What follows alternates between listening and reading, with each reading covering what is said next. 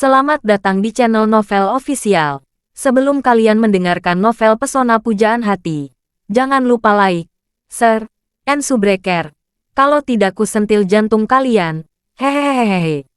Tanpa lama-lama lagi langsung saja kita masuk di alur cerita novelnya. Bab 1461. Anak muda suka mengikuti fashion yang sedang tren. Dalam hal fashion, Jepang sama sekali tidak berbeda dengan Tiongkok. Namun bisa dikatakan tingkat fashion di Jepang lebih tinggi dari Tiongkok. Itu sebabnya ada gelombang budaya Jepang. Anak perempuan memiliki gaya rambut Jepang, manikur Jepang, riasan Jepang, dan sebagainya. Dapat dikatakan bahwa gadis-gadis Jepang memiliki tingkat fashion yang sangat tinggi secara keseluruhan, dan mereka lebih memilih kota metropolitan seperti Tokyo. Tapi Nanako adalah diturunkan. Dia tidak menyukai hal-hal yang modis. Sebaliknya, dia selalu menyukai budaya klasik. Misalnya, dia suka belajar seni teh, Cina kuno, puisi kuno, dan bahkan arsitektur dan pakaian kuno. Oleh karena itu, kota Kyoto selalu cocok dengan temperamennya dengan sempurna. Dia juga tahu bahwa hasil pertandingannya hari ini tidak akan baik. Meskipun dia tidak mungkin kehilangan nyawanya, dia takut dia tidak bisa lepas dari cedera parah.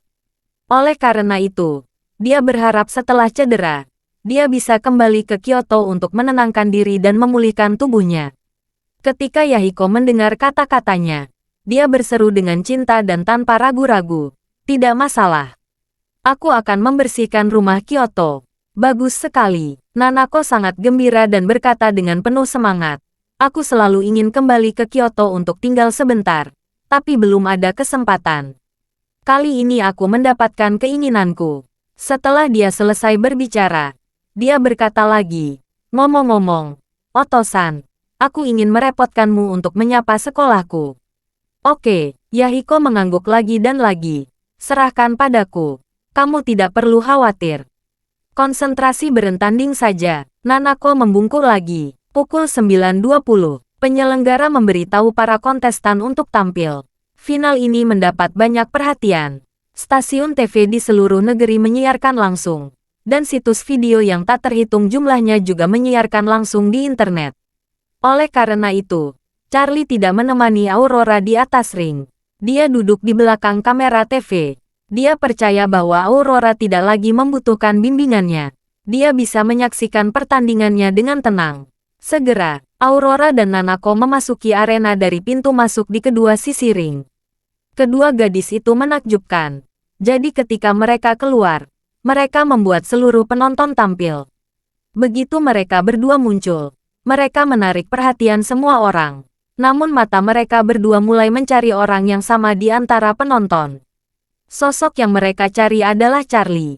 Charlie sekarang adalah pendukung spiritual Aurora. Dia tahu benar bahwa tanpa bantuan Charlie, tidak mungkin dia sampai ke tempatnya sekarang.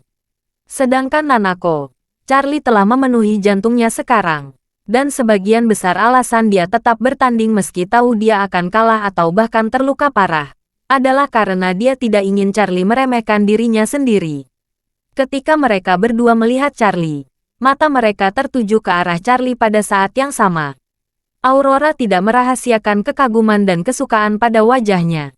Sementara mata Nanako penuh dengan kelembutan.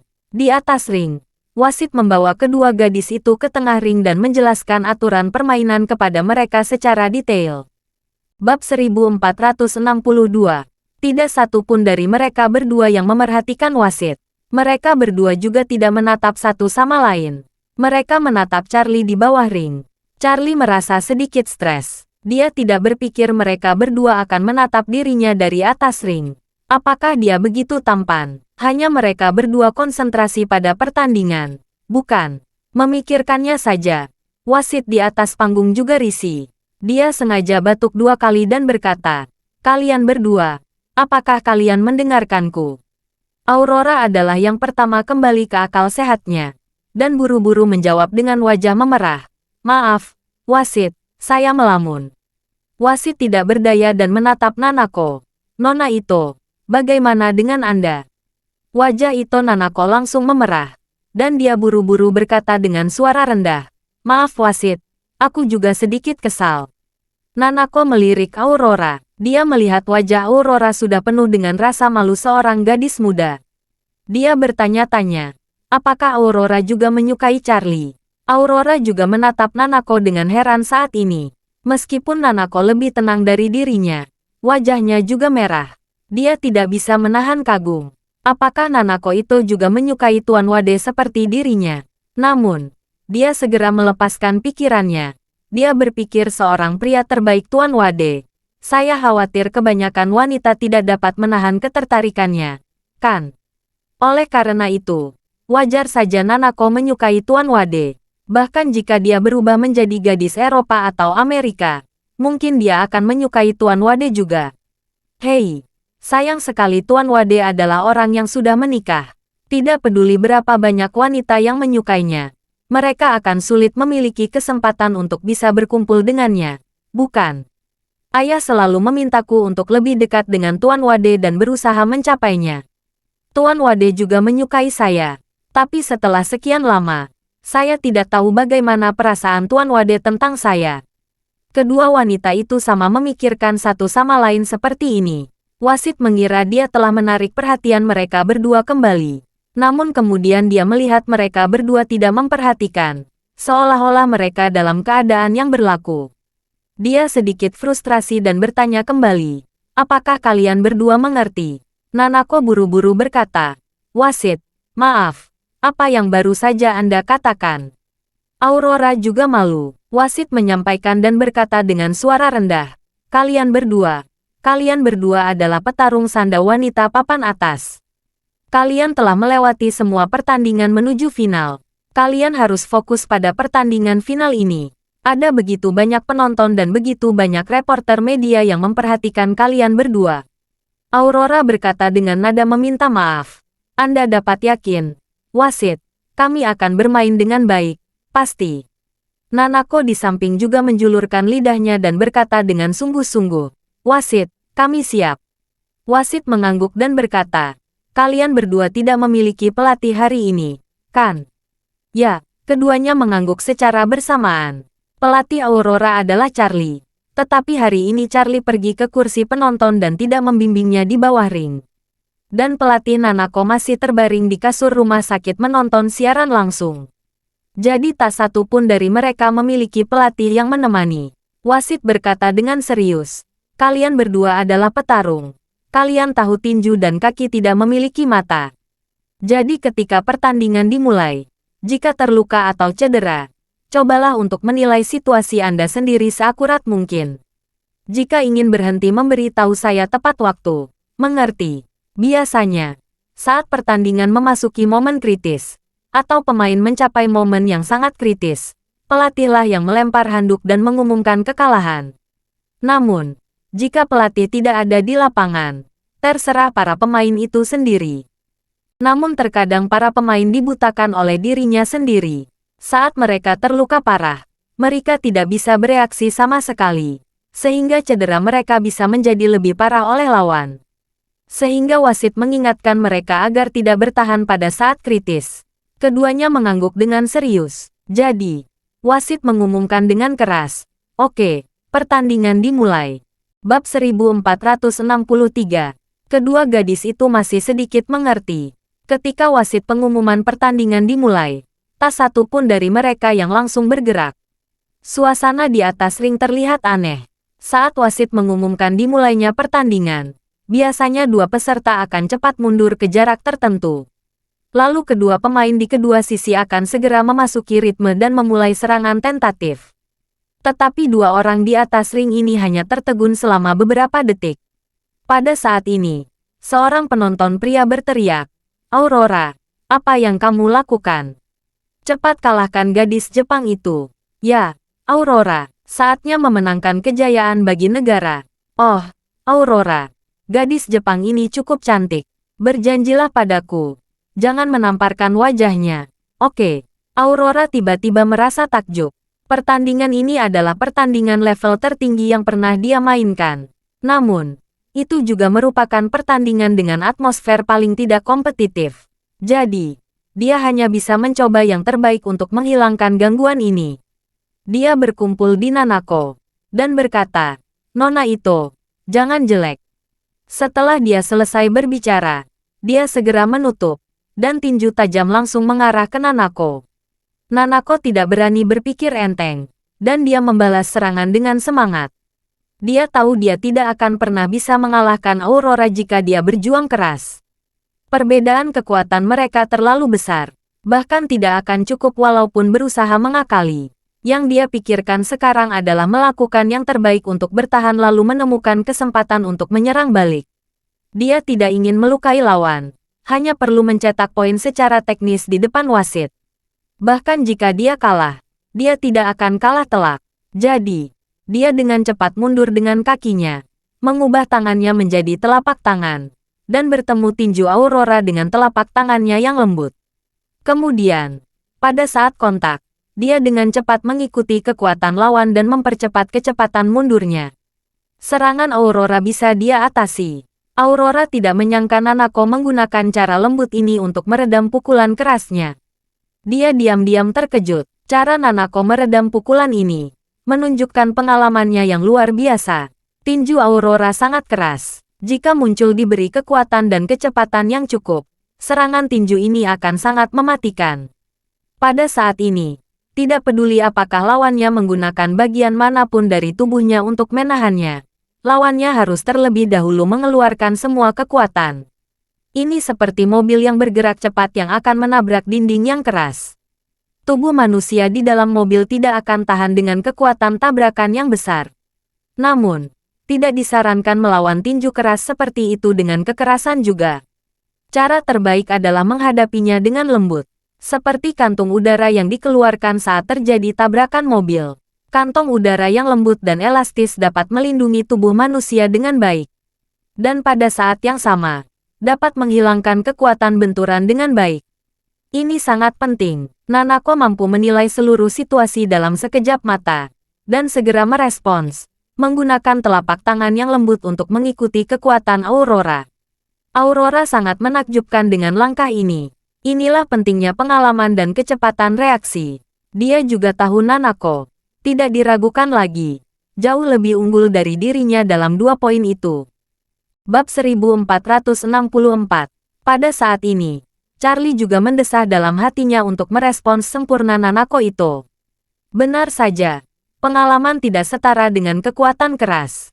Aurora sekarang seperti pengemudi yang memiliki supercar. Mobilnya sangat kuat dan cepat. Namun, dia sendiri tidak cukup paham tentang kondisi jalan di trek. Jadi dia tidak tahu di mana ada tikungan, lubang, atau di mana ada jalan pintas. Meskipun mobil Nanako tidak memiliki kecepatan dan kecepatan supercar Aurora, dia sangat akrab dengan kondisi jalan dan mengetahui setiap detail kecil. Oleh karena itu, jika kedua tipe pembalap ini bersaing bersama, bahkan jika supercar pada akhirnya akan menang, itu mungkin tidak terlalu memuaskan. Meskipun Nanako berhasil menghindari serangan Aurora, dia tidak berani meremehkan musuh yang sama sekali. Karena dia sudah merasakan kekuatan Aurora secara langsung. Untungnya, dia menggunakan telapak tangan untuk menyelesaikan serangannya tadi. Jika dia menggunakan bagian tubuh lain untuk melawan, dia takut tidak akan bisa lolos dari nasib buruk karena cedera. Sedangkan Aurora tahu, kekuatannya terletak pada kecepatan dan kekuatan, dan kelemahannya terletak pada pengalaman dan keterampilan. Jadi dia tidak berani memberi Nanako kesempatan untuk bernapas. Dia segera melancarkan serangan kedua. Aurora berpikir sangat sederhana. Jika lawannya sangat pandai menganalisis serangannya, dan kemudian bertahan sesuai analisanya, maka dia harus menyerang terus-menerus. Sehingga lawannya tidak dapat sepenuhnya menganalisis. Nanako melihat Aurora meninju 2 kali berturut-turut, dan hanya ingin mengulangi trik sebelumnya dengan menggunakan telapak tangan untuk melepaskan kekuatan. Tetapi dia tidak menyangka setelah 2 pukulan, Aurora akan menyerangnya dengan tangan kirinya dan kaki kanan secara bergantian. Kali ini, Nanako tidak bisa menahannya. Setiap kali dia menggunakan telapak tangan untuk meredam kekuatan Aurora, dia harus mengalirkan kekuatan mulai dari telapak tangan, ke lengan, dan kemudian ke tubuh. Jika tidak, ketebalan telapak tangan saja tidak akan cukup untuk meredam kekuatan Aurora. Namun, ketika serangan Aurora menjadi cepat dan kejam, dia tidak bisa melawan. Ketika Aurora menendangnya, sudah terlambat untuk menyesuaikan tubuhnya untuk menghadapinya. Tendangan Aurora mengenai telapak tangan Nanako. Nanako hanya bisa meredam 20% kekuatan tendangan itu. Tubuhnya tidak punya waktu untuk membuat cadangan. Jadi 80% sisa kekuatan tendangan Aurora hampir seluruh fokus di lengan. Terdengar suara renyah dan keras di lengan kanan Nanako, diikuti dengan rasa sakit yang tajam yang langsung membuat dahi berkeringat. Pukulan ini, meskipun lengannya tidak patah, Nanako bisa merasakan tulangnya patah, dan lengannya langsung bengkak. Begitu tendangan mengenai Aurora Nanako, para penonton bersorak-sorai. Sebagian besar orang yang datang hari ini adalah penonton domestik. Mereka mendukung Aurora, pemain lokal Tiongkok. Pada saat ini, penonton sangat gembira melihat Aurora mendapatkan keuntungan. Sedangkan Nanako, dia tahu jika dia terus pasif seperti ini, perlawanannya akan segera dihabiskan oleh Aurora. Belum lagi jika lengan kondisinya sudah terkena kekuatan tendangan Aurora kembali terkena serangan dan patah. Kalau begitu, dia hanya bisa menggunakan tangan kiri untuk melawan lawan, dan dia takut akan kalah lebih cepat. Memikirkan hal ini, dia memutuskan untuk mengambil inisiatif menyerang. Jadi, ketika Aurora hendak menyerangnya, dia tiba-tiba berbalik ke samping, menghindari tendangan kaki kanan Aurora, dan segera mengepalkan tinju kirinya untuk mengenai betis kanan Aurora yang melayang. Aurora tidak menyangka Nanako bisa menghindar begitu cepat.